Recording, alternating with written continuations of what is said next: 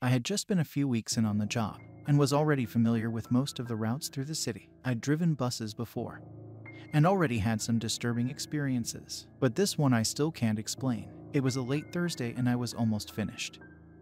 But one of the other drivers on the night route called in sick. As the new guy, I was slotted in to replace him. It was a route I hadn't heard much about, but was the most straightforward ride through the city. There were only 2 turns on the entire run. The first turn was out of the main North Depot and onto Main Street North, which led straight through the city and out the other side like a gunshot.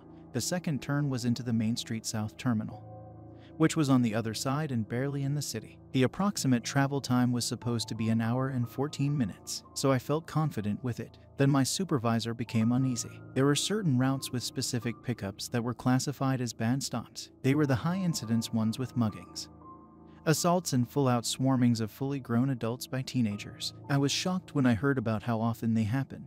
My supervisor said there was a bad stop on my route that night. It was near the end of the straightaway, just before the main South Terminal and the horseshoe back on the circuit. It was called the Shell Beach Stop. It was technically still operational, but I was told to avoid it, to always avoid it. The stop was in front of a massive series of public housing complexes. They'd opened up years ago but quickly went under financially due to mismanagement. There was no money or interest in tearing them down or doing anything with the property, so they were abandoned as is and became the new residences of squatters from all over. I asked if there'd been violent situations with the squatters blocking the road or anything, but my supervisor just reiterated to bypass the Shell Beach Stop and I'd be fine. The first half of the ride was easy for the most part. It was late, so there were only a few passengers here and there, mostly shift workers, nurses, security guards, but they were all gone midway through the city. I hadn't had a passenger in 20 minutes and had time to let my mind wander. I kept thinking about the Shell Beach Stop, waiting somewhere ahead. There was a growing anxiety building inside me, like I was driving into a storm. I watched the bus stop names come and go, thinking about how my supervisor seemed afraid of the stop. It felt like there was a deep personal warning from him just under the surface of what he said, like he himself had made the mistake of stopping at it. Ahead, something was moving across the road and pulled my attention back. It was too far to see clearly, but it looked like a person pushing something. I got closer and realized it was a lady pushing a baby carriage. She was shambling across the street and rushing up towards a bus stop, the next one on my path. Ding! The next stop was announced. Shell Beach. My stomach tightened as I watched the lady hobbling closer to the stop. I was going to beat her there, which meant it would be empty as I arrived. I fought with myself, trying to convince my conscience to pretend I didn't see the lady and continue on, to avoid the stop at all costs. Then the lady turned and started waving back to me as I approached. We locked eyes. She saw me, and I saw her. I knew I had to stop, so I pulled up to the stop for Shell Beach,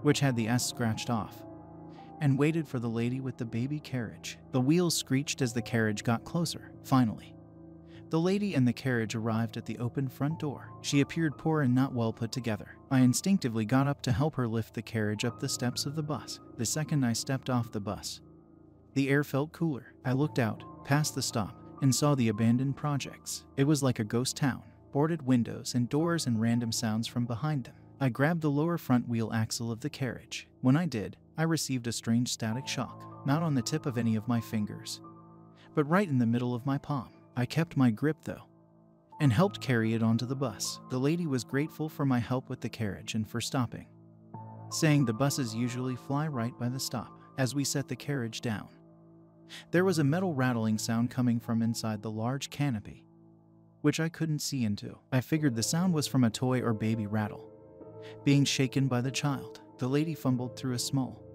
dirty envelope and pulled out change for the fare. She paid in dimes and nickels, then pushed the stroller past me, and I saw inside it. There was no baby. It was filled with empty cans and bottles. The cans had been stomped down, so they were just tiny saucers now. The carriage reeked of old soda and stale beer. The lady made her way all the way down to the back right corner of the bus, but just as she sat down, she got back up and rang the bell. I thought that was strange. Then I saw what the next stop was. Shell Beach, again, and with the S scratched out the same way. The overhead lights flickered, only for a moment, then sporadically in small bursts before settling. I drove past the stop, afraid now, and looked into the rear view, but there was no one back there. The lady with the carriage was gone. I was alone on the bus again. I pressed harder on the gas and watched the bus stop disappear behind me. The road ahead became familiar, and I could see the Shell Beach stop up ahead. Again, I hit the gas and continued past it. A voice called out from the back of the bus that sent ice through my veins. "Have you seen my parents?" It was a little girl, 11 or 12. Her long dark hair hung down covering her face. She was wearing a faded, floral dress and sat still.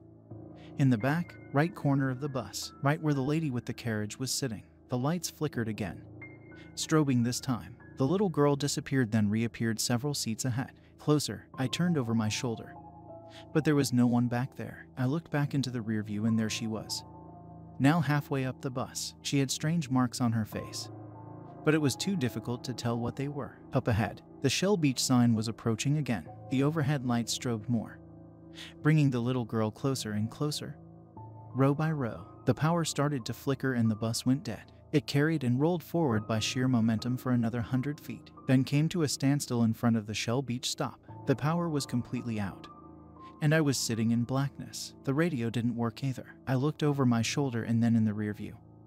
It looked like the girl was gone, but I couldn't be certain. There were too many shadows. Metal cans started rattling outside. The carriage, the lady. I could hear her shambling up the side of the bus to the entrance. The door opened on its own, and the rattling got louder as it approached. Then the sound stopped. I sat there, staring out of the open door, waiting for the lady's face to peer around the side, smiling in at me, but it never did. The rattle started again, but this time from the back of the bus. I jumped out of my seat and saw the lady's silhouette in the far back. She was shuffling the carriage forward, making it shake louder and louder with every step. And the bus was packed with other silhouettes, all shapes and sizes. The little girl's voice came from the lady, but went raspy, like it aged a lifetime in mid-sentence. "Have you seen my parents?" I grabbed my cell phone and rushed out of the bus. I manually closed the door and moved under the light of the stop. I looked in through the windows, but now couldn't see anyone inside. It looked empty again. I checked my phone, but it wouldn't turn on. It was completely dead. Then I noticed the bus had changed. The doors were gone. The entire side of the bus was the same metal paneling. I moved around the back of the bus to check the other side, and it was the same. The bus had no way on or off of it, in or out, and I was stuck outside of it. I looked up and down the street, but a dense fog had enclosed us in. There was no main north or south terminals. There was only the vast expanse of the urban housing project behind the stop. A scream pierced out from somewhere in the dark complex. It sounded like someone was being murdered. The screaming got closer, moving in towards the bus stop. The metal rattling of the cans joined the screams, and the distorted, demonic voice of the little girl began asking the same question repeatedly. "Have you seen my parents? Haven, you seen my parents?" Just as movement was appearing from the shadows, I felt a rumble behind me. It was the bus. It was running again, and the front and back doors had returned and were open. I rushed to the front door and got back behind the wheel, slamming both doors shut and hitting the gas. I checked the rear view, but the bus was empty. It was just me again. Up ahead, a new stop was coming up, Birmingham RD. I was so grateful to see anything other than Shell Beach, and it was empty too.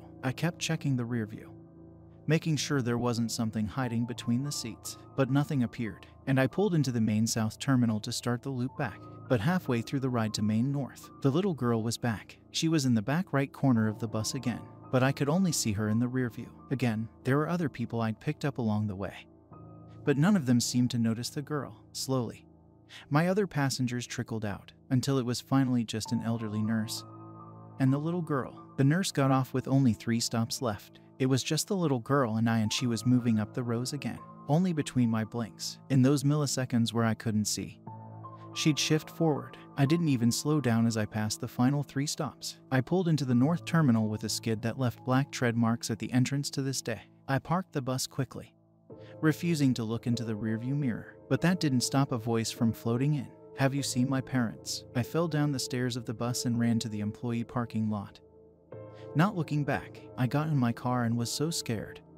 I turned the rearview mirror upwards, facing the ceiling, so I couldn't see behind me. I pulled out of the terminal, eyeing the bus I'd just left, still sitting in the lot with the door open. I didn't care how I left it. I was thinking about quitting after that night. As I drove, I felt a coolness tickling the back of my neck, like something exhaling delicately. My curiosity piqued and I adjusted the rearview mirror. In the backseat, the little girl stared up at me. I could see her face now. It was covered in deep, jagged lacerations that remained red despite not bleeding. High beams flashed, filling my windshield, and I realized I'd drifted into oncoming traffic. I swerved back and felt a jolt through my body. I shuddered forward and realized I was in the front seat of my bus again. There was a public transit security guard shaking me awake. I was sitting at the Shell Beach stop. I felt woozy and my vision was blurred. The guard helped me out of my seat and they got a replacement driver to come take over the bus. I found out I'd been unconscious, completely out cold, for the past 3 hours. I never made it past Shell Beach on the route and for whatever reason had stopped there, sat with my foot on the brake and fell asleep. There was an investigation. They wanted to know if I'd been drinking or on drugs while on the job, but that ended quickly. My supervisor had stepped in and cut it short after hearing what I had to say. He told me I was lucky, and my experience was logged as one of the milder events filed about the Shell Beach stop. I quit the job the next day and avoid the south end of the city if I can, but even now, weeks later, I still hear metal rattling every few days and wonder if I'm still sitting in the driver's seat of that bus, waiting to be woken up.